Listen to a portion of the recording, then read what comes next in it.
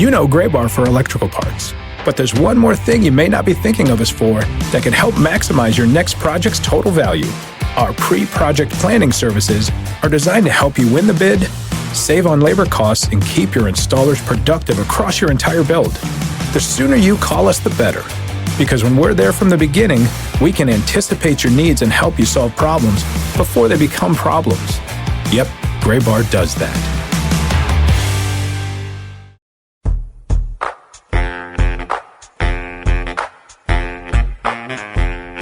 Opening day is upon us. Hi, everyone. Get excited. Opening day is here. By the time you are tuned into this podcast, baseball in your general vicinity is underway at the major league level and will be underway at the minor league level within hours. Hi, everybody. Welcome in. I am Tyler Mon. Sam Dykstra is in New York City as we get you set for the 2016 minor league baseball season. Howdy, Sam. Hi, Happy New Year. Yeah, right? I'm standing in the middle of Times Square because I thought that's what we were supposed to do on New Year's. Do they not drop the ball for opening day in the minor leagues? They're not currently, but we're celebrating in our own way, I suppose. Oh, man, it's the 53rd edition of the Show Before the Show podcast. I'm Tyler, he's Sam, and we're going to get you set for 2016 in a different way this year. This is our second opening day for the old Show Before the Show. And this year, we're going to get you set for every minor league system throughout all of baseball. Our prospect primer stories are up now at MILB.com. You can find every single team, our prospects for you to watch there, who to keep an eye on, who's going to break out, who's making a full season debut, who's got the loudest tools, who's at the crossroads, who's back and healthy, whatever it is. Go find your favorite team and all of their pertinent information for 2016 at MILB.com right now. What we are going to do for today's show is take you through all of those. And before we get to that, why don't you head on over to iTunes, rate, review, subscribe to the Show Before the Show podcast there. You can also find links to all of our past episodes and anything else you want to know about the Show Before the Show at MILB.com/podcast. So let's get rolling. The 53rd edition gets you set for 2016. We're going to be joined by a whole cast of characters today. MILB.com writers Kelsey Hennigan, Robert Emmerich, Alex Kraft, Josh Jackson, Danny Wild, Sam Dykstra himself, and Tyler Mon. And we're going to roll through about 90 seconds-ish to a couple of minutes on every organization and what stands out to us about those systems and what it'll mean for fans of those systems going into 2016. Yeah, so this is really, really going to be a whirlwind for you guys listening at home. So, yeah, we're going to kind of touch on things quickly here. But, again, if there's anybody we don't talk about, and there's going to be a lot of guys that we can't just talk about, in this little podcast segment that we are creating for ourselves here, please do check out the primers on the website. I think we've done a really, really good job at covering it. A ton of information going into the season. You'll find lots of your questions answered there. But we're going to start here in the AL East with the Baltimore Orioles. We'll make our way through each of the divisions that way, going alphabetically. So Tyler, focusing on those Orioles, the big thing at the top for them is those two pitching prospects, Dylan Bundy, Hunter Harvey. Neither has really been healthy in recent years. Harvey, particularly, who we're going to focus on here, did not pitch at all, I think, last year. Coming into this year, had a little bit of a groin strain. He's ticketed to go to Class A Advanced Frederick. But what can you kind of tell us about him, going into this season with all the injury concerns? Well, as of right now, Hunter Harvey will start his season in extended spring training, but it looks like mid-April he's going to get rolling. He's going to get back to Class A Advanced Frederick and really start to test himself against some upper-level competition in the minor leagues. But that is really, really what the Orioles need to see. They need to see a step forward for Hunter Harvey that's more than just being back on a mound and being healthy, because he's lost a lot of developmental time with the injuries, with the stuff he dealt with. Like you noted, Sam, didn't pitch at all last year and was shut down about midway through the 2014 season. So we haven't seen Hunter Harvey on a mound active, I think, since the middle of July in 2014, which is just his second year of pro ball and his first full season campaign. So this year he goes to Frederick. They really need to see a big step forward from him because the ceiling is very high, but he's 21 now. It's a great spot, great age range for that level of minor league baseball. You really want to see a big step from Hunter Harvey. And this is how we're going to do it. So there's one down for the American League East, and we're going to continue on division by division in alphabetical order based on the location name of the team. So the Boston Red Sox are up next. Sam, you had the Boston Red Sox, and one guy who I know, I mean, in a system that is very, very talented as of right now, one guy that I know stood out to you, we will see this season in full season ball. Anderson Espinoza is a very exciting talent, very hyped talent. What can people expect to see from him when he gets into the full season ranks this year? Yeah, so there's a lot that goes into the hype, obviously. You know, one of the things is, you know, that he was only age 17 last year, played at 3 different levels, made his stateside debut. I mean, he was the age of most high school juniors, and he was pitching professionally stateside, so that was really interesting. And the reason he was able to do that is because he was putting up the incredible numbers. He finished all levels, you know, with a 1.23 ERA, had 65 strikeouts and 58 in the third innings, and he has the stuff to back it up. His fastball easily reaches the upper 90s. I mean, there were some reports that he was hitting 99, and normally that's a worry for that age. But with his delivery, it's just so simple, so easy, so clean. We have a video up on the site right now. I got to see a little bit of him in spring training. You can see it just, the ball explodes out of his hand, and it doesn't look like it's doing any damage to, you know, the elbow, the shoulder, anything like that. It's very repeatable. And when you're a guy his size, he's kind of diminutive. He's not a big guy by any means. When you put on a Red Sox uniform, you're going to get the comps. And I wish I could whisper this, but it is a podcast. You're going to get the comps of Pedro Martinez. And that's what sends everybody in Boston just going crazy. But the thing to focus on this year with Espinoza is because he is so young, there is going to be an innings limit on him. He will start the year with Greenville at some point. And, you know, I wanted to ask the Red Sox when I was down there, what is the plan for him? What is the innings limit? They didn't have any hard numbers for me. They weren't willing to kind of hammer that out quite yet. But they did point to, you know, what they've done with high school pitchers in the past. They pointed out specifically Henry Owens. Henry Owens in his first year at Greenville, first full season, threw 101 2/3 innings. I don't think that's exactly the plan for Espinoza this year. He only threw 58 1/3 last year, so that would be quite a jump for a guy who's only going to be 18 for all this year. Owens was 19 for that year in Greenville, but that is a little bit gives us a little bit of an idea of what the Red Sox plans with him are. He might not hit triple digits in terms of innings this year, but he will get kind of close to that. And if he can make that next jump, still show the same stuff, the same delivery, it's going to be a very, very exciting season for a guy who is that young. So we pivot away from the Red Sox and over to their rivals in the AL East. We bring in MILB.com writer Danny Wild for his podcast debut here. Talk about the Yankees and specifically Aaron Judge. Danny, you know, everybody really likes to talk about Judge's power. He moved up to AAA last year. What are the Yankees kind of expecting out of him, and what are you kind of expecting out of him in that department? I spoke to Judge a couple weeks ago. I think what he and the Yankees probably are hoping on is more consistency. That was a word that he really repeatedly said to me in terms of plate discipline. You know, being a more consistent hitter in terms of striking out less. I think Yankees fans probably familiar with Judge. Big guy, lots of power, strikes out a lot. So, you know, if he can cut down on the strikeouts, draw some more walks, become more of a consistent contact hitter and not all or nothing. I think if you look at his stats in spring training this year, he was 1 for 21, and the one hit was a home run.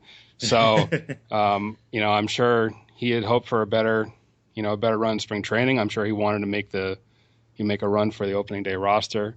But yeah, obviously he's going to be back in AAA. Obviously a lot of power, probably the most power in their system.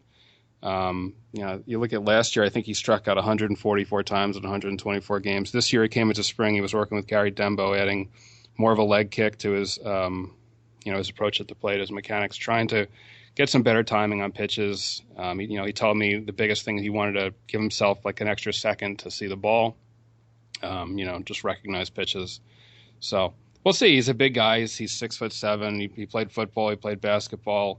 You know, he's athletic. He's got a really good arm. So he projects as, a kind of a classic power hitting corner outfielder. But, we'll see if he can develop more discipline and consistency at the plate. To the furthest south point of the American League East we go, and the Tampa Bay Rays, and we welcome in our good pal Alex Kraft, who joins the show and gets to talk about a guy who we love on this show, Blake Snell. Alex, last 2 years have really been like one breakout thing after another for Blake Snell. Last year, 3 levels, dominates everywhere he goes, finally reaches Durham at the end of the season. This year, people are drooling over Blake Snell. I mean, what for the very few people who don't know about him yet, what is left for Blake Snell to accomplish to get to Tampa and really be the tip of that next spear, I guess, for the Rays? Yeah, well, we definitely know what Blake Snell wants that next spear to be. He told you guys right here on this very podcast back in October that his goal this year is to get up to the majors and not only do that, but to become an all-star up in the majors.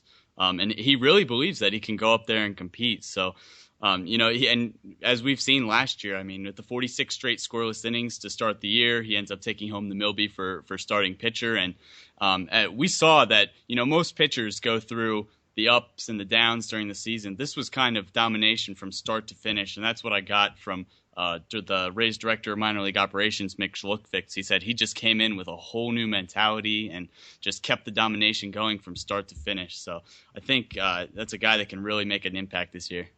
Moving on to the Toronto Blue Jays, Tyler, we're going to ask you a little bit to talk about Max Pentecost, the catcher in that system. At the crossroads is one of the categories we use for these prospect primers. He fits that perfectly to a T. He's a guy who's had serious injury problems, had a surgery to repair a partially torn right labrum in October 2014, had another procedure on the same shoulder, didn't play at all last year.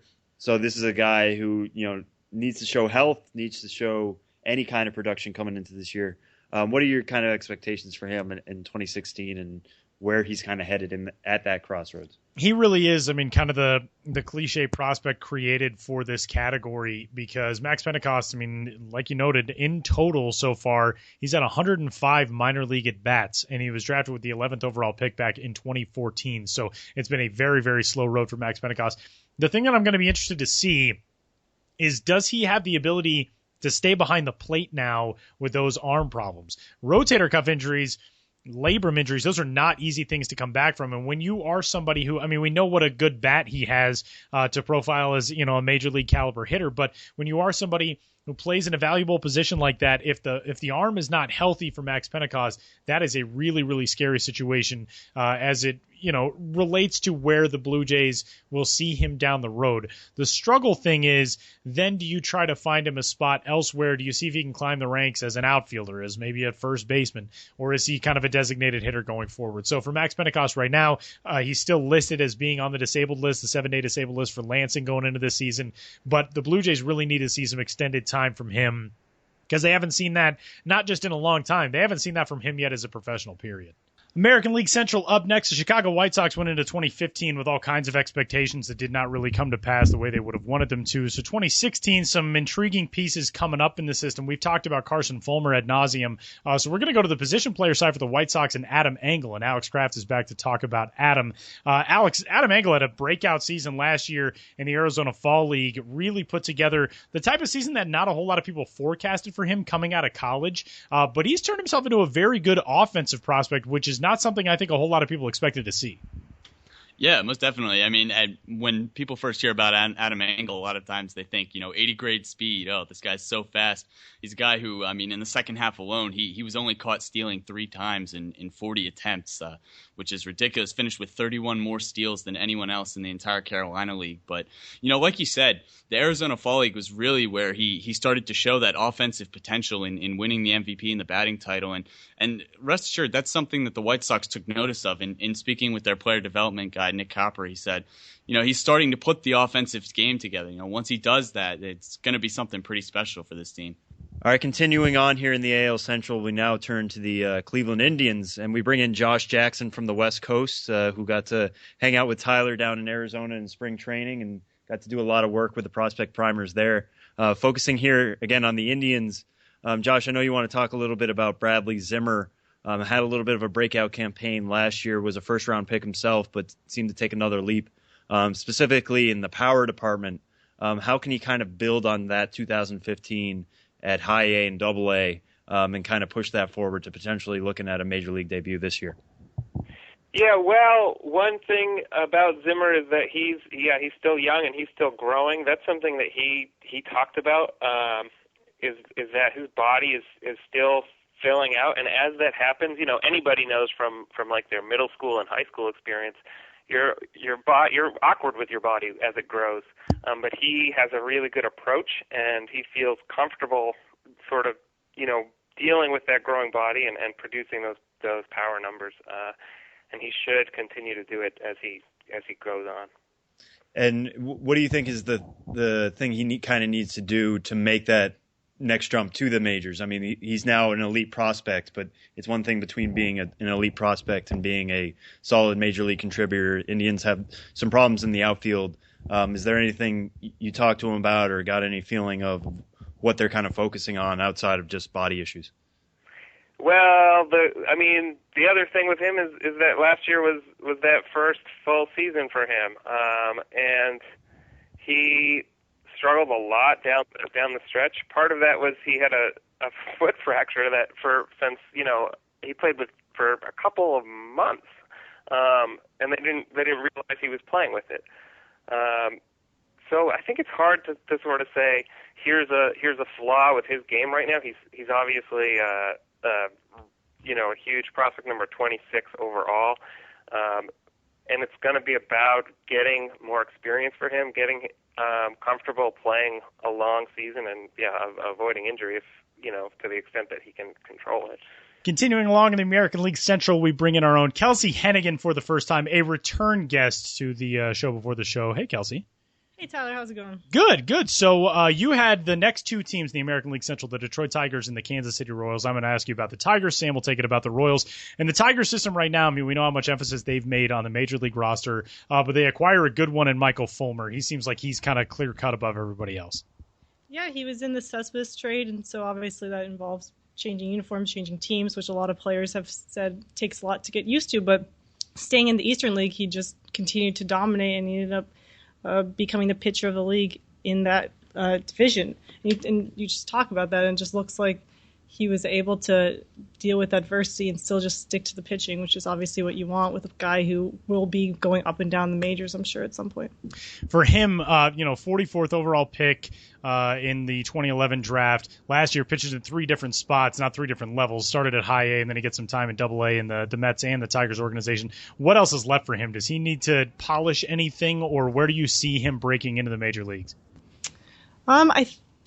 I would say towards the end of this year. I mean, he's got to show that he can compete at AAA. A lot of people have talked about how AA and AAA is such a big leap, especially for pitchers. So I feel like once he gets a few starts in there at AAA, he'll be ready to make his debut by the end of this year.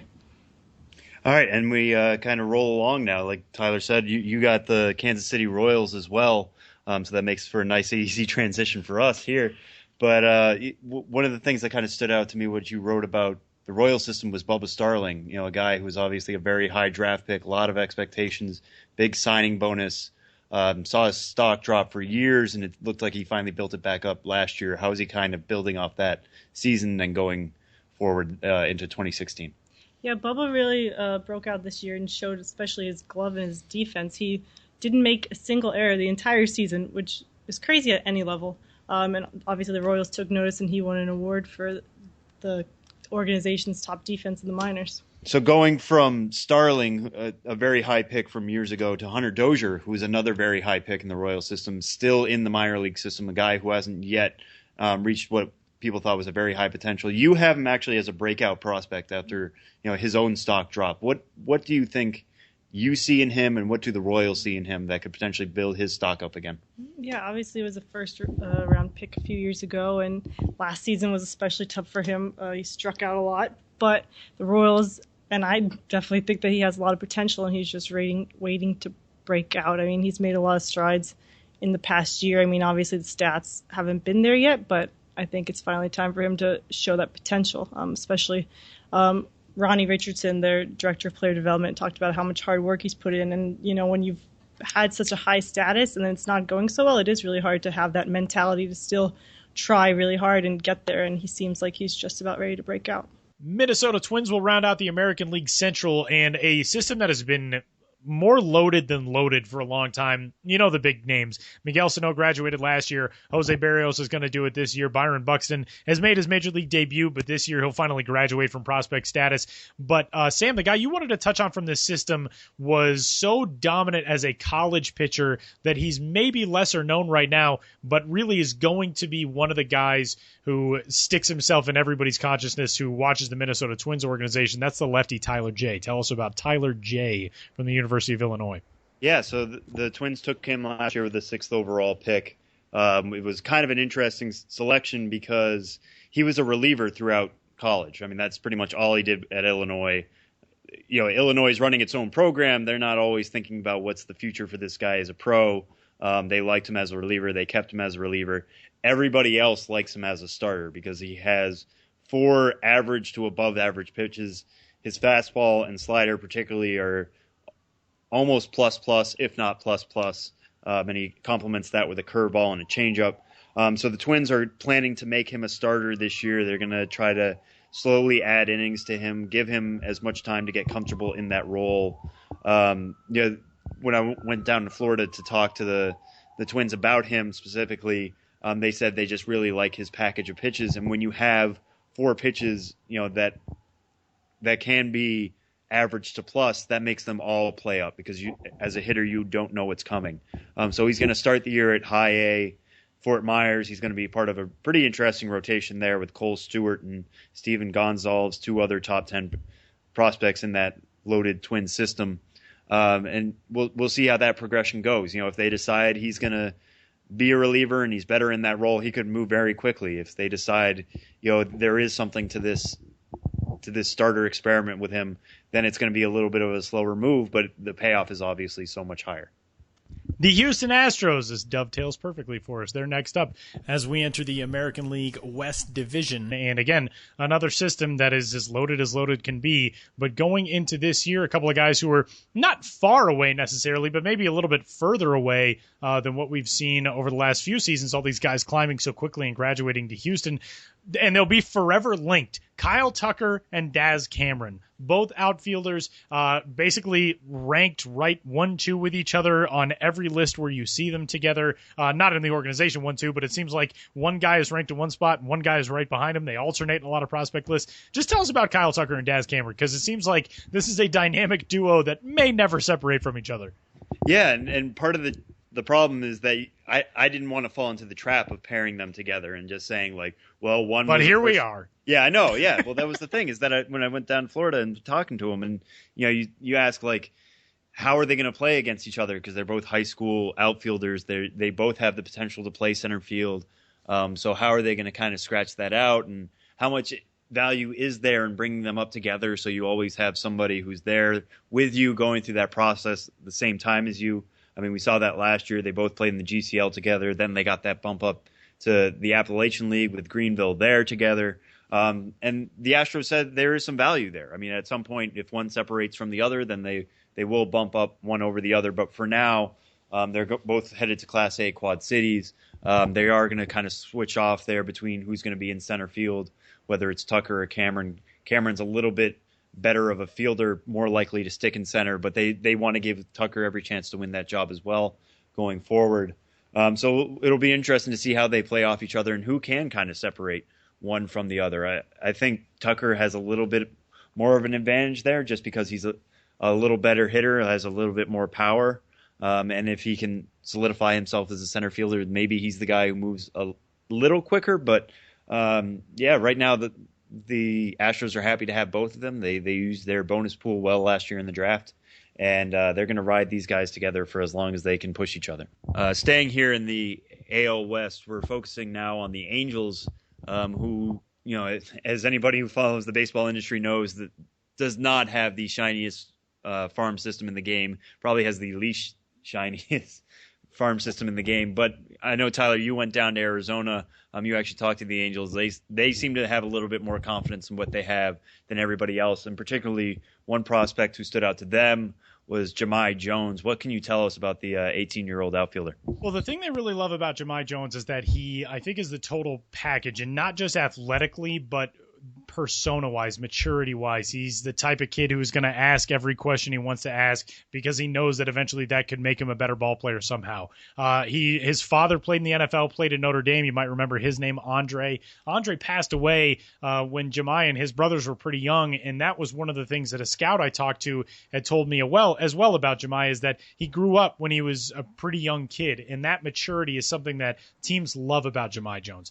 So I think as of right now, he is still a ways off. I mean, this is a kid who last season really struggled to acclimate to pro ball for maybe just his first 10 days or so. So he's still a ways off. He's 18 years old, but he has already shown that ability to adapt quickly. Last year, slashed 194, 265, 323 through his first 8 games with the rookie level AZL Angels. And then from then on out, over his final 32, 256, 345, 349. So it's the type of guy that you can dream on because the package is there, the projectability is there, a long ways off for the Angels and for their fan base, but somebody at least who you can keep in mind is, all right, maybe the system's not entirely devoid of talent. This is a kid who a lot of people are really high on. To the Oakland Athletics we go, and at baby SM Giraffe seems to be the most intriguing prospect in that system and friend of the podcast. So because of the Twitter handle and his friendliness to the podcast, Sean Manaea is the conversation that we are going to switch to for the Oakland Athletics. Really highly touted prospect coming into the draft, taken by the Kansas City Royals, former first-round pick, then traded over to the A's, but big strides last year after joining the A's organization with AA Midland. Sam, tell us about Sean Manaea's 2016, a guy who should break into the big leagues, you would think, in pretty short order. Yeah, he was a guy who seemed to get a lot of steam this year at spring training. I know a lot of Oakland media was really excited by what they saw out of him. We know he has the raw stuff. He's got certainly a plus fastball, a plus slider. Kind of working on a changeup, but that's kind of an average pitch right now. He's heading to AAA Nashville. The book on Manaea last year was he had to overcome a lot of injuries. He had both ab and groin strains that held him out of a lot of the first half. But I think you mentioned it, when he did end up coming back in the second half, particularly after the move to the A's system, he was just lights out over there in Midland, going 6-0 with a 1.90 ERA and 51 strikeouts in 42 and 2/3 innings. So they're going to bump him up to Nashville this year. We'll see how that plays in the hitter-happy, hitter-friendly PCL. But the thing on Manaea is that, because he has that plus stuff, that wicked stuff, he's going to collect strikeouts in bunches. And I think that's something he did this spring and something he could certainly take to that level. What happens when the guys do make contact, we'll have to see. But I think the A's would love to see him come up, mid-season. They're not necessarily looking to be huge contenders this year necessarily, so letting Manaea kind of be that guy to get excited about for 2017 is something I think Oakland would love to see. As we continue talking about AL West prospects, we bring in Robert Emmerich to talk about the Mariners and specifically Edwin Diaz, who, according to most sites, is their top pitching prospect. Robert, what do you kind of see in Diaz? The system as itself is kind of down. They're trying to build it up a little bit. But what do the Mariners have in Diaz?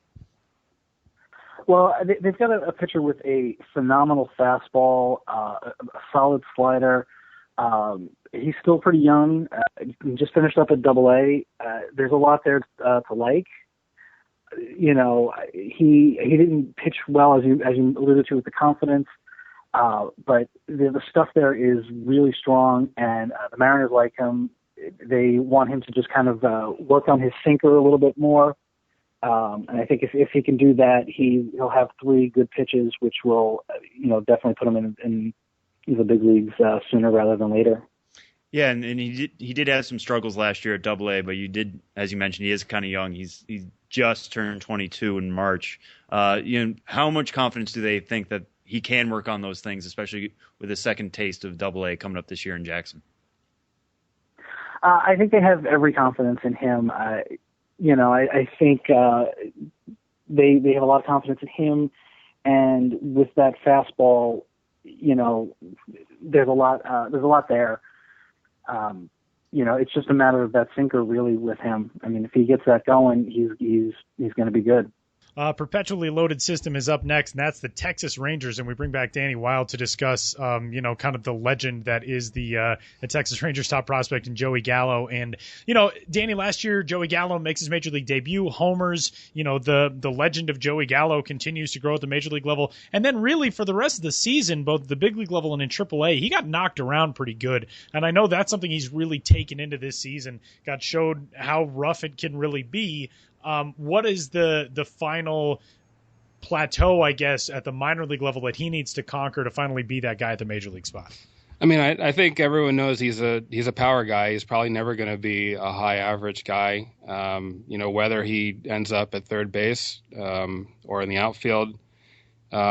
Obviously, everyone's excited about his power. I mean, I think we were all excited about watching him in the minors last year. He had 23 home runs in the minors. He came up to the majors, like you said, he homered. I picked him up in fantasy. I thought he was going to be, a guy who was going to catch fire, and he struggled a lot. He struck out. He had 204 in 36 games. He had 57 strikeouts and 108 at-bats in the majors. So, obviously, he needs to work on that. I think he's going to draw more walks in the minors. Pitchers obviously know who he is, especially now. They're probably going to pitch around him a little bit. But, the Rangers are also pretty loaded in the outfield. They've got not just the guys there now, and Chu and Desmond and DeShields who came up last year, the year before. I mean, they've got Mazzara in the system. They've got Brinson, who looks like he's going to be in the majors probably sometime this year. So I think Gallo's really got to, round out his game in order to show them that he's a guy who can go up there and, consistently hit when they've got all these other options in the outfield. Whether he stays at third base, I know he's got a strong arm. He pitched in high school, so he might not have the agility at third base to project as a long-term third baseman there, but obviously he's got a lot of power, a lot of raw talent, and the Rangers have to see if he can become a little bit more disciplined and patient at AAA. He struggled when he went back to AAA last year. He was killing it in AA, but at AAA, I think he hit 195 at Round Rock, 90 strikeouts in 53 games. So that's not going to cut it. He needs. I'm not sure what exactly he worked on this offseason, but I think he also kind of struggled in spring training as well. That wraps up the American League with all 15 clubs from the junior circuit. Senior circuit is up next, the National League, after the break.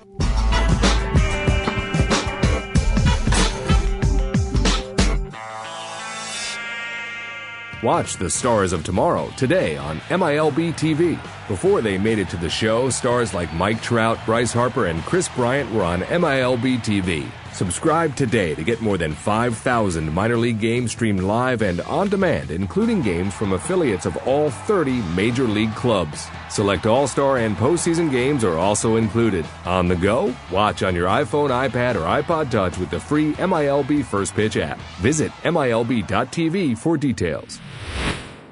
National League, the senior circuit up next. We're going to roll through as we did in the AL, division by division, starting in the East, alphabetically via where your team is located. So the Atlanta Braves kick things off in the National League, and a system that has gone from maybe some question marks to all of a sudden arguably the best system in baseball, certainly in the top three, where most people have had them ranked coming into this season, Sam. And that's a team where it took us a while to decide what the most interesting topic would be to talk about in the Braves system because there's so many of them. But the Dansby Swanson, Ozzie Albies, who's the shortstop, who's the second baseman, what's the path to the big leagues look like for these guys, that seems like it's hovering over everything. Yeah, and that kind of storyline took another turn on Monday with the announcement that Albies is actually going to be skipping Class A Advanced Carolina. He's going straight to Double A Mississippi, and Swanson's going to be starting out at High A Carolina. So we get our answer of whether these guys are going to be playing together in the short term. The answer is no. No real surprise in terms of them being at different levels. The Braves want to see who's going to be the better shortstop, and the best way to do that is to get both plenty of playing time at shortstop. One will move over to second at some point. We'll see who that's going to be. I think the leader in the clubhouse as far as that goes is that Albies is the more likely to stick it short, Swanson more likely to go to second. He has some experience there from his days at Vanderbilt. But they were flipping off between those positions this year. This spring, excuse me. So they have some experience playing together with one another. I know when I talked to Dansby Swanson, he said it was very easy getting to know each other that way. They developed a nice chemistry in the couple dozen games that they did play with each other down there. But the really, really surprising thing to me is that they do think so highly of Ozzie Albies enough to send him to Double-A. He was very good last year at Class A Rome, was a 300 hitter there, showed an advanced hitting ability and an advanced approach for a guy his age. He has some nice speed as well. But the fact that they think he's ready right now to make that jump to Double-A, when the jump from High A to Double-A is already so large, now it's just from Class A regular to Double-A. That's fascinating. So we'll have to see if he hits the ground running. I'm not so worried about Swanson. I think he can handle the Carolina League with the Mudcats quite well. And I think he'll be one to move quick, potentially joining Albies at some point in Mississippi this summer. That's going to be the interesting thing in that situation is if Dansby Swanson goes to the Carolina League and just dominates there, does he find himself in Mississippi by May? So keep an eye on that in the Brave system. Yeah, and they've said themselves that they are trying to develop a very, very good double play combination. So if they both are dominating, if it looks like Albies is holding himself well at Double-A and Swanson looks like a guy who is ready for Double-A, I don't think they're going to be scared to put those guys together. And they'll figure out who's the better shortstop from there and just flip them off as they did this year at spring training. But I think if you ask the Braves right now, they would want that problem to have for sure. All right, we move along in the NL East here. We're back with Alex Kraft talking about the Miami Marlins. Not a lot of potential stars in this system. Not a great system overall. It's pretty much between them and the Angels for maybe the worst farm system in baseball right now. But They did have a potential star in Tyler Kolek. Disappointing news that he has a little bit of an elbow problem. Can you kind of tell us about him going into what was supposed to be his second full season? Yeah, I definitely can. In speaking with the Marlins Vice President of Player Development, Mark Del Piano, who's in his first year with the team since coming over with the Pirates, him as well as their pitching coordinator, Jim Benedict as well. Guys who really worked with guys like Tyler Glasnow and Jamison Tyone and different minor league stars like that. They're now working with Kolek. And speaking with Mark, he said that in Tyler, they had really worked with him on his energy level. They had worked with him on trying to be a little less high effort with his delivery and his release point. And he had said in spring training it had resulted in some of the best command he had seen from Tyler. And we know that was a big bugaboo for him, I guess, last year in the South Atlantic League. So it's unfortunate that with the injury now, we don't know when he's going to be able to put that out on the field. They had said that they were planning to send him back to Greensboro in the South Atlantic League to try and get some measure of success before he moves up to the Florida State League. But it's just a matter now of not knowing when he's going to get that opportunity. All right, we bring back Robert Emmerich calling from Texas over the phone here to talk about a team over here in New York with the Mets. Specifically, focusing on a friend of the podcast, Dom Smith. He was with us earlier in this spring at the outset of spring training. With Dominic Smith, the thing about him is that he's a first baseman. He's a very solid defensive first baseman, very good hitter, but doesn't quite have that power. What are the Mets kind of looking at to build off, what was a pretty strong FSL campaign last year with him, going forward at Double-A Binghamton this year and potentially onward from there? Well, even though he didn't hit a lot of home runs last year, he hit a lot of doubles last year. I think well over 30. And he's another guy who's really young. He'll turn 21 this year. And the thing about the Mets system is as you go up the level, the hitting environments become better for the hitter. Brooklyn, Savannah, St. Lucie, these are all tough environments for young hitters. And Smith put together a tremendous year in, again, the Florida State League is not known for offensive numbers, but he put together a really good year there. And it's just 21. I think you can forecast some improvement in his home run numbers there, just because of the age and moving it to a slightly more neutral ballpark for hitters. Another reshaped system we were talking about it a minute ago with the Atlanta Braves. The Philadelphia Phillies have gone from being a low-level system to all of a sudden one of the best in all of baseball. And Sam, you wrote up the prospect primer on the Phils. Brighter days ahead in the city of brotherly love. And Cornelius Randolph is a name that is a hell of a lot of fun to say, first of all. And second of all, probably is not really right up there on the list of what Phillies fans expect to be their most exciting talent, because now they have so much that's in the upper levels. But this kid, 10th overall pick in last June's draft, tell us a little bit about Cornelius Randolph, the outfielder. Yeah, the first thing that kind of stuck out to me when I was talking to the Phillies about this, Joe Jordan, the director of player development, was that he said, their scouts in the room were calling Cornelius Randolph the best hitter in the draft, full stop. He said, well, he did add that he wasn't sure if they were talking about just high school hitters, if they were also including the college guys as well. But in that draft, if you look at who was there, you're talking about him being a better hitter than Brendan Rodgers if we're only talking about high school guys. If you're including the college guys, he's a better hitter than Dansby Swanson and Alex Bregman and Andrew Benintendi, who was the Golden Spikes winner and showed plenty of power at Arkansas. So that really jumped out to me when they're talking. I mean, part of that is spin. Obviously, they really like who they have. But with Randolph, he did show off some nice hitting ability last year when he played in the GCL. He had a 302 average, 425 OBP. The thing that sticks out to me is he had an even strikeout to walk ratio, 32 for each in 53 games. So that's really, really interesting, showing a good ball ability, a good eye for that level, especially coming in as a high school guy. The thing to watch for him, he is moving to Class A Lakewood. What the Phillies have done, they moved him from shortstop where he played in high school over to left field. He's not going to be a guy who's going to be, showcased in either center or right. He is a left field guy, but what he has to show is that he can handle that transition. They think he has already this spring, and going back to instructs last year, they have no worries about him defensively. But can he hit enough to be in that spot at left field? Because if you're going to play that spot, you don't need the arm, you don't necessarily need the range, but you do need the bat. So that'll be the big question mark for him so far. He's passed every test that has come across him in his short pro career right now, and now we get to see what he's going to do over a full season. Back with Kelsey Hennigan here for the national system now, and the real standout for this system, or one of the two standouts, there's Lucas Giolito, but one I really want to talk to you about is Trey Turner. He was a guy who got some time last year at the major league level, looked like he was ready to make that jump again. For opening day this year, they sent him down to AAA Syracuse. When you talked to the Nationals about him, what did they kind of say in his readiness for making that jump to the majors? Yeah, I mean, the thing that people forget about with Trey, because he's so talented, is that it was just his second season that he made his major league debut.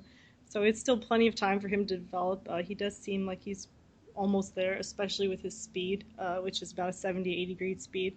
And I got to see that in person last Saturday when I went to see a Nationals Twins exhibition game in D.C.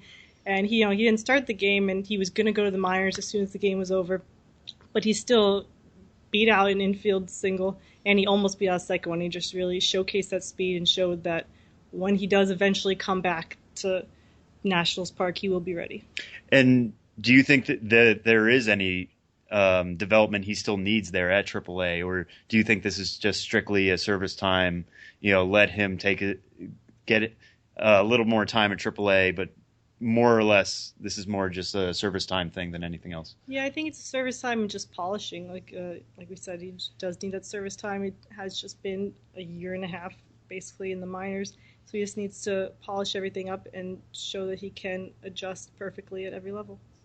Now onto a system that we talked a lot about in recent years, but this offseason isn't necessarily looking like what it used to be, and that's straight from graduations when you're talking about last year, losing Chris Bryant, Addison Russell, Kyle Schwarber, and the whole lot. We're talking about the Chicago Cubs now with Tyler. And Tyler, one guy you wanted to kind of focus in on is a guy who, when he's on the field, has put up spectacular numbers. He just hasn't been on the field enough to kind of justify an incredible prospect ranking, and that guy is Pierce Johnson. What can you kind of tell us about him? Yeah, Pierce Johnson is a guy who's really come out of nowhere, and for the Cubs and for the people who have watched him, the biggest thing for him, as it is for anybody, but the biggest thing for Pierce Johnson is health. Last season, coming into opening day out of spring training, had a strained lat muscle, hamstring, and calf strains limited coming out of spring training in 2014, but in both of those seasons, had he pitched a qualifying number of innings and continued the work that he did, he would have won the Southern League ERA title in back-to-back years. Last year, 95 innings for Tennessee, but then went on and pitched another 24 2/3 for Mesa in the Arizona Fall League. Got a chance to talk to Pierce at one time last season when I was down at the AFL. And Jaron Madison, the Cubs director of player development, was really, really high on Pierce Johnson, and not just because of the fact that he's put up really big numbers, but because of the fact that coming into this year, he feels really healthy.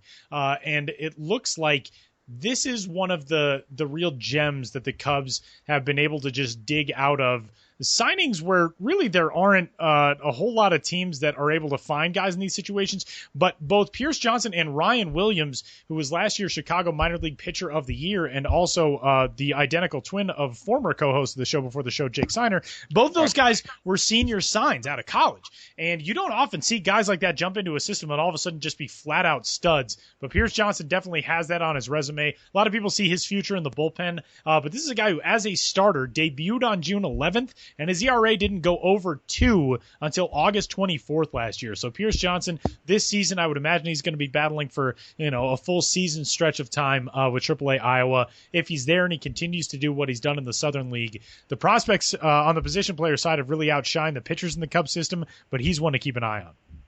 Kind of the forgotten team in the way the National League Central has been over the last couple of seasons with all these successful organizations. The Cincinnati Reds seem like they've flown somewhat under the radar, but they've got a lot of talent, and a lot of it is near the major leagues. They were kind of in that middle tier, as Sam and I discussed a couple of weeks ago, in terms of their overall organization talent rankings. And we bring back Robert Emmerich to talk about that system. And Robert, we know how good Jesse Winker is. We know, Tyler Stevenson is somebody that they're very high on. But Jose Peraza is really interesting in that system. Comes over from the Dodgers really fast. He's got that. He was named loudest tool in your prospect primer. What is his road forward with the Reds? Because they've used him at second base, they've used him in the outfield. What's the step for him to crack into the big leagues? I think for him, he just has to continue to hit, and he'll just force the issue at the big league level. I mean, as you alluded to, he's so fast. I mean, probably, I would think the second fastest player in that organization behind Billy Hamilton. And let's be honest, nobody's catching Billy Hamilton in anything. But he hits well, and you mentioned he played the outfield in spring training. I think he played center field, so he's got a little versatility there that should really help him going forward. It's just a matter of clearing up the logjam in front of him. And I think as long as he continues to hit like he's shown he can, he'll be fine, probably sooner rather than later. All right, moving on now to the Milwaukee Brewers. We bring back Josh Jackson to talk about this system, one of the up-and-coming systems, certainly one of the rebuilding ones. One of the stories last year with the Brewers was that AA Biloxi team spent so much of the first half on the road due to stadium problems and came on really strong there, helped by Orlando Arcia. Josh, we were talking earlier, you seem to think that Biloxi team is built to be really good again this year. What makes you think that? What kind of prospects are going to be there to start 2016? Well, they definitely have prospects to watch out for. Josh Hader is down there. He's a guy listed in the prospect primer. Talk about him a little bit. On that staff with him is Adrian Hauser. We've got Jacob Nottingham catching, and Brett Phillips will be there in the outfield. And the under the radar prospect, Nate Orff. He's going to be there as an infielder. And specifically with Orff, why did you choose him as an under-the-radar guy? I mean, there are so many really good prospects in that system right now. What do you see in him that makes him as a guy who could break out this year? Well, yeah, he's one of those guys who's sort of, there's no one tool that you go, oh, look at that, he's the guy. But he's like a greater than the sum of the parts kind of guy. He does it all, and he is, he's never been. I think he signed undrafted. I don't have that right in front of me, but it was either a really late round pick or undrafted, and he played his way up to AA for 125 or 127 games last year. That kind of mentality, that grind mentality, he's got that going for him, and he has the skills at a level that are good enough that with that mentality and work ethic, he's going to be able to, I think, to keep rising in all kinds of rankings and in estimations of people around baseball. All right, moving along here in the NL Central, we move on to the Pittsburgh Pirates here, and we're back with Alex Kraft. Alex, I'm sure we're not going to stop talking about Tyler Glasnow throughout this season, so we'll kind of put him off to the side here for now. But we're going to focus instead on Jameson Taillon, another big right-hander in that system, a guy that a lot of people expected to be at the major league level, slotting right next to Cole at the top of that Pittsburgh rotation. I know before you did your primer on the Pirate system, you talked to him in a Q&A. What was he talking about at that time? I know he's just raring to go to get back on the field after 2 injury-riddled seasons. Yeah, and you're absolutely right when you say he's raring to go. He told me, last year in my spring training interview, I told the Pirates, I'm sick of being a prospect. I'm sick of being in the minor leagues, and I'm sick of rehabbing. I'm ready to get back out there. And you can really see in the work that he's put in during this offseason that we talked about. He's been working out in Houston at the same facility, Fairchild Sports, as Mark Melanson, the Pirates' current closer. He's hired a nutritionist, completely reworked his diet, and he's been really working to hone his mechanics. He's been working with a couple different guys in the Pirates staff and front office. And, he says that overall he feels like he's accomplished more in this last offseason. Maybe not say more, but more than he thought he would in this time of rehabbing. And he really feels like he's ready to go out there. And he said he's not overly nervous about getting back out there, but he's more excited than anything. All right, closing out the NL Central, we're back here with Kelsey Hennigan again. That's just fun to say, I'm going to be honest. So with the Cardinals, the person you kind of singled out for being major league ready was Sam. I like the first name. The second name is going to be difficult for me. Tuivailala. Krzyzewski. Yeah, no, this is – I like it because he has a first name I can understand and relate to. Tuivailala. We're going to go with Tuivailala. I apologize to Sam if that's not it. Sam Tuivailala, what makes you think about this right-handed pitcher that he is major league ready? He's been up and down a little bit last year in the majors. He got a couple tastes, and he's obviously his fastball is his strongest pitch, but he's kind of shown that he can command it, and he's developing his secondary pitches, and he's kind of just fine-tuning it all, and he seems to be ready. And one guy I did want to touch on a little bit, just because to talk about the Cardinal system, he is the elephant in the room, or the fireballer in the room, I guess, is Alex Reyes. He's starting the season suspended for what he admitted was marijuana use, which results in a 50-game suspension. So he won't be here on opening day with us. We won't be covering him for a while. But how excited are the Cardinals to see him, after the jumps he made, specifically with his velocity and his secondary pitches last year? Yeah, I think they're excited about him on the field and off, actually, because the way he's handled his suspension, the apology, and they feel like he's really growing and learning as a person. And then obviously his fastball does continue to keep getting better, and he's learning about how to command that and just keep going with his 80 grade stuff.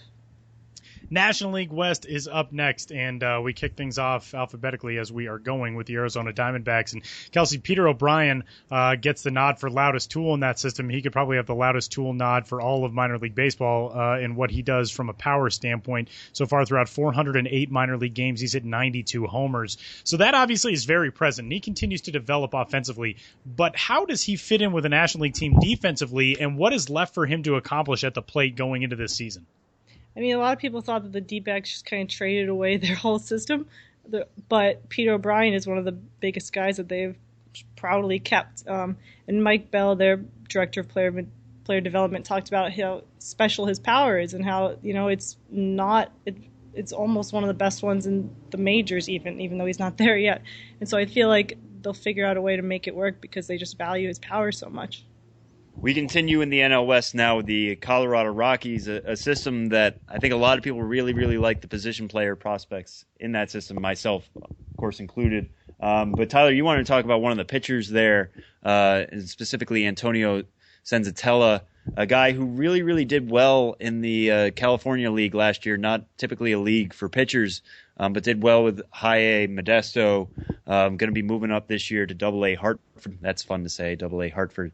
So what are you kind of expecting out of him after what he was able to do last year? Yeah, Antonio Senzatella is my constant comparison for him is that he's like the hitting Raimel Tapia, who is a Rockies prospect who has just hit at every level, was the subject of a really interesting Vice Sports column a couple weeks back on kind of, when a guy hits and people still knock him. Why is that? Antonio Senzatella is like the pitching version of that. A lot of people outside the Rockies have been waiting for a while to see if this kid's going to fall apart. These are his numbers over his 2 full season campaigns. 2014 with Asheville Class A in the South Atlantic League, 15-2, 3.11 ERA in 26 starts. Last year in the California League, 9-9, 2.51 ERA in 26 starts for Modesto. Modesto is not the most hitter crazy ballpark in the California League, but still, Very, very difficult league to pitch in. That was the lowest ERA for a qualifying starting pitcher in over a decade in the California League. And, oh, by the way, his strikeout numbers rebounded mightily. 2 years ago, he struck out 89, 144 and 2/3. Last year, 143 strikeouts in 154 innings, and he only walked 33. He's the exact type of profile the Rockies love. Big-bodied guy, can really take on a pretty solid innings workload, gets strikeouts, gets ground balls. He's an interesting prospect, and the Rockies' upper-level pitching talent is so noted now. Everybody knows John Gray. Everybody knows Jeff Hoffman. Most people know Kyle Freeland. Antonio Senzatella, I think, will enter that arena this year, and he's somebody the Rockies are very, very high on going into 2016. Continuing along the National League West, we head out to Los Angeles, appropriately enough, to talk about the Los Angeles Dodgers with Josh Jackson. And Josh, you predicted recently that Cody Bellinger would jump into the top 100 this season. That has already happened, actually, thanks to the move out by Byron Buxton from the top 100. Cody Bellinger, I got to really watch out for in the system, first baseman, outfielder. He's your breakout guy for this year in the Dodgers system. That's right, and I almost feel like that's kind of a cheat because the year he had last year, I think you would, by all rights, call a breakout year, except, in that system with Seager and Urias and now a bunch of other guys too, his story kind of, was muffled a little bit in terms of noise created by the media about him. But he came in last year, first full season, hit 30 home runs. He came in and had a phenomenal spring in big league camp that, got everybody talking about him. Dave Roberts got, involved with creating a Twitter movement to, I think it was called Cody Love was the hashtag. He has a ton of power. He hits very well. And that power is something that he really kind of grew into last year and sort of started understanding, hey, this is a pitch I can really drive rather than just kind of slap. I can drive this pitch. Let's go a little bit further south down. What is it out there? I-5? Well, from my place, you'd take the 405, but okay. Yeah, you could do either. We could get into a whole routes conversation. I'm learning. I'm just making up. We'll have geographical conversations about Southern California. Either way, the San Diego Padres are south of the Los Angeles Dodgers. For those of you who do not know, and the Padres are up next. The Padres last year was so bizarre in the way that their system was really torn down and then really reshaped in large part last year, especially with that Craig Kimbrell trade. But the team that you are keeping an eye on in that system this year is Class A Fort Wayne. The Tin Caps could be loaded, especially in starting pitching in 2016. Yeah, that's true. They have a couple of really young guys in Jacob Nix and Austin Smith, and Logan Allen also. Logan Allen came in that Red Sox trade for Kimbrell, and Smith and Nix were both draft picks, I think both in the first round or compensation picks last year. Beyond that, they've got Rudy Giron, I think is how it's pronounced, at shortstop. Michael Geddes in the outfield, who I picked as a breakout guy just because he seems to have everything he needs to do in order to hit really well. He just struck out a lot last year and didn't get on base the way he probably has the ability to, I think. And if he can do that, he's going to be a very well-rounded player. All right, and we'll wrap up with this one. This is going to be our last little capsule here as we make our whirlwind tour around the 30 farm systems in baseball. We finish up with the San Francisco Giants. Tyler, this was another one you had.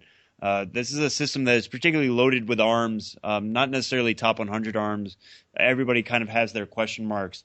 But one that you wrote about that is very, very intriguing just because his numbers tell such different stories is Ray Black, a guy who has had some struggle staying on the field, but when he is on the field, is putting out some numbers that are just eye-popping. What can you tell us about Ray Black? I definitely don't want to toot my own horn about Ray Black, but the description, go on. But the description that I used for him is one that I was really proud of myself for thinking of. And this was the way I wrote it up. I said, Black's easy triple-digit heat almost seems like the stuff of urban legend due to the injury history that's limited him to just 60 and a third innings since he was drafted in 2011. That's how it feels with Ray Black. You look at his numbers and you're like, why haven't I heard about this guy? How is he possible? He has struck out in 60 and a third minor league innings, 122 batters in 60 and a third. It's 2 strikeouts an inning. Like, what? How on earth? So Ray Black is somebody who you probably haven't heard of, but you're probably going to hear of going forward. The thing that introduced me to Ray Black, last fall when I was down in Arizona checking out the AFL, when Ray Black would come into games, it would be the 6th, 7th, 8th inning in a game that's not competitive, scores, a 5-run difference, whatever it was. When he would come in for Scottsdale, everybody in the dugout on both sides went to the top step to watch him. And that's what Ray Black does. This is a guy who touches 103 miles an hour with his fastball, really has not seen regular minor league time because he's been so injured throughout his career. But it seems like right now, the Giants are ready to take the gloves off with him. Ray Black was drafted out of Pitt back in 2011. And what I thought was interesting was talking with Shane Turner, the Giants director of player development, who is maybe the most interesting player development guy I've talked to. Shane Turner said, quote, when we got him, his mechanics were a little violent, which has led to those arm injuries. From the middle of last year in the Cal League to what you saw in the Fall League to where he is now, his mechanics are a lot smoother. It's not a max effort deal now, so he's taken a lot of stress off his shoulder. The next step is to let him become a pitcher. And what Shane Turner means by that is Ray Black has yet to pitch on back-to-back days as a professional, hasn't pitched, 3 out of every 4 days, 3 out of every 5 days, that type of thing. This year, they're really excited to take the reins off with Ray Black and let him do that. And one of the other things that Shane Turner said was, the more you see him, the more he works this year. Maybe he's not going to throw 100 miles an hour every day. That's going to force him to develop his secondary stuff. That's what we're really excited to see from him. So Ray Black is a very exciting prospect. If you like somebody who can just shove heat, keep an eye on him. He's probably headed to Double-A Richmond, and he'll see some extended time there. Fun guy to talk about and a fun guy to watch throw this past fall in the AFL. So Ray Black, 6'5", 225, just nothing but heat. Hey, and that is going to do it for the 53rd jam-packed edition of the Show Before the Show podcast. This is a ton of fun, and we want to extend a big thanks to all of our writers for joining us to talk about their various prospect primers. You can find all of those stories up right now at MILB.com. We have a ton of really good stuff on the site right now and coming to the site this week ahead of opening day to get you set for the 2016 season, including this very podcast that you are tuned into right now. So, with that, we're going to be back after the break to wrap things up and send you off into the 2016 season coming up next.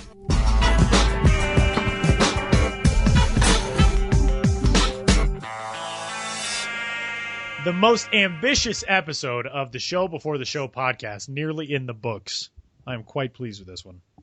Yeah, no, I was just thinking the same thing. It's the toughest, easiest podcast I've ever done. Just because it's getting everybody we work with together, which is easy enough because we're all friends and we all get along, and it's very easy to, we're all over the country, but we all have each other's contacts. But culling everybody together into this one big mega podcast is something that we've never done before, and I think it worked well. I think you just came up with the name for it. I think we're going to call it the 2016 Preview Mega Podcast. There we go. That's what we're going to go with. We have a ton of stuff up on the site to get you ready for opening day right now. We have a ton of stuff coming to the site as well. You may have heard Josh Jackson mention our Under the Radar piece for prospects who are flying a little bit maybe unknown comparatively to some of their counterparts in their own organizations. That is a hugely popular story that we do every season coming up right around this time on opening day. That's up at MILB.com right now. We also have, Sam, a fan's guide to opening day that's coming up. Yeah, and that's kind of fun. Me and, or I should say, Ben and I kind of collaborated on that. It's literally just a hour by hour guide, or roughly hour by hour, of how people should be spending their Thursday this year and minor league opening day on April 7th. So it's just, how you can sign up for all the apps, how you can sign up for MILB TV, where you can find our prospect primers, which games you should be focusing on beginning at 1 o'clock between Hartford and Richmond and carrying right on through the day until the last game started at 10 o'clock Eastern. So which games you should be focusing on, what storylines you should be looking at. It's a combination of, like I said, it's between Ben and me. So Ben focuses a lot on the, minor league business side stories, your Hartford Yard Goats, your Columbia Fireflies, their first games ever. I'm focusing more on prospect-based stuff, so what that Round Rock team is going to look like. They're facing off against Iowa, which has its own pretty good talents there, so that might be a game to watch. AJ Reed's AAA debut at 10 o'clock. If you want to see offense, you should tune in there. So stuff like that. So that's always a fun story every year, and definitely check that out for your guide to opening day. And again, as always, you can watch the Stars of Tomorrow today on MILB.TV. Before they made it to the show, stars like Mike Trout, Bryce Harper, and Chris Bryant were on MILB TV. Subscribe today to get more than 5,000 minor league games streamed live and on demand, including games from affiliates of all 30 major league clubs. Select all-star and postseason games also included. If you're on the go, you can watch on your iPhone, iPad, or iPad Touch with the free MILB First Pitch app, which you should also download. Visit MILB.TV for details on MILB TV for the 2016 season. So that will do it for the 53rd edition of the Show Before the Show podcast. Our thanks to everybody from the site for joining us today. We're back next week with another regular episode, getting you off and running into the 2016 season. Another interview, Three Strikes returns, Benjamin Hill returns, all kinds of good stuff. So until then, enjoy opening day, enjoy the first week of baseball, and we'll talk to you next week.